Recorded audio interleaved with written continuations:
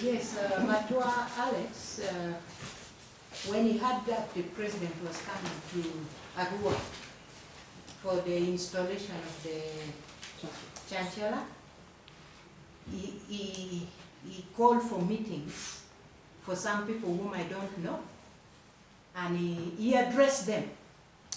And in his speech to these people, he's blaming government for not compensating them. Now he's asking for guns.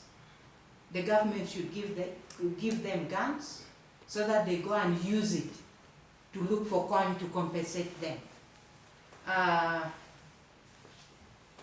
He did not stop there. He wrote a terrible letter to the Speaker of Parliament, even asking for guns still. So we feel he's inciting community over nothing. If genuinely the people he has lost goods that time, they are going to be paid. He has moved to offices.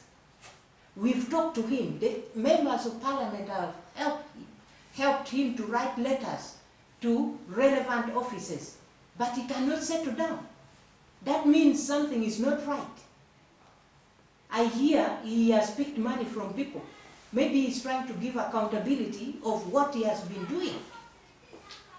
What I want to tell the community is nobody wants to go to war. Matua should not incite people to go to war. West Nile has had enough. People have been in exile. People should only work. Matua doesn't want to work. We are asking him here, he's saying he's digging in the village. When I called him, he brought all his children and youth and the media. This is uncalled for. We wanted to hear from him why he is doing what he's doing, why he is making unnecessary statements against the government. Now, the same government you want to help you is the same government you want to give you a gun. How can a civilian ask for a gun from the government? So Matua should not mislead people. He should not mislead people. I'm told he was working in the office of the RCC as a mobilizer when the later Biriga was the RCC. And he was doing the same. He was arrested and put in because of this kind of behavior. So we are not going to allow him to incite community. If this payment is supposed to come to the people, at the right time it will come. Government has a number of competing priorities. The economy is bad. Why is he inciting people against the government? Saying West Nile has been neglected and there are many things government has done for West Nile. The national grid is coming. So much has been done. Those days nobody would move on these roads. Today people move freely throughout the day, throughout the night. Does Matua want to tell us government has done nothing really? Can he prove it? That government has done nothing? So what he is doing is not right. And those ones whom he has picked money from, that he is going to follow up their matter, should come and let us know. He should not continue picking money from people. And I want him to apologize to the community, to the Speaker of Parliament, to the community about what he has been talking, because his messages are not good. The audio has gone viral everywhere. Asking for a gun. Where is he going to use this gun? Is he a trained person to ask for a gun? This can be a treason case. Why is he asking for a gun? So he should go slow. If he is genuine, he should go slow. When you see somebody making a lot of noise like this, he's not genuine.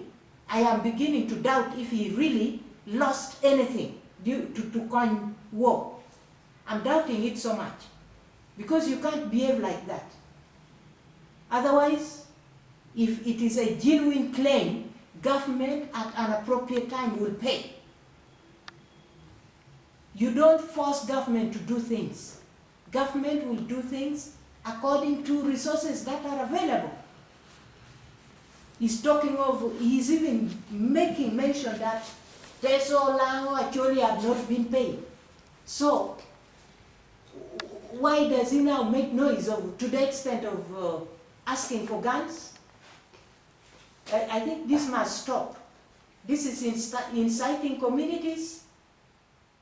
If you start talking of a gun, then you are not a person to be in the community, because those who handle guns are known. If you are a civilian and you are asking for a gun, then we begin associating you to rebel activities. So that's why we have summoned him. He should write and he should apologize to the whole nation if he is not going to go for rebel activities. If it is me asking for what was taken from people during Kony War, it should go slow. There is a process to this. So he should stop this at an appropriate time. He should come and tell people why he has been talking all these kind of things. That is all. So, is he going to say to the police, or what's going to happen after here? No, he should know that the law exists. That's why he should record statements. No, he's not going to incite communities. Tomorrow communities will go and do. I know people of West Nile, they can do anything. So, he should know that there is law. Next time he should not behave like a hooligan. So you mean right now he's being detained there because of? He's not being detained, he's just writing statements why he's uttering those kind of things. Yeah. Then after, what will happen to him? The police will find out what to be done with him. I'm not a technical person in that area. So just one more thing. As we looked at out of the letter and a few things that he has been saying, we see a lot of shoddiness in his work. But let's take a look into some of the genuine words that he may be saying, or they may not be genuine.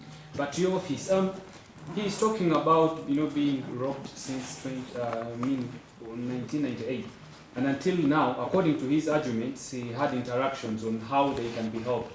And the reason that's why he's taking the law in his hands, according to him, is because nothing has been done much.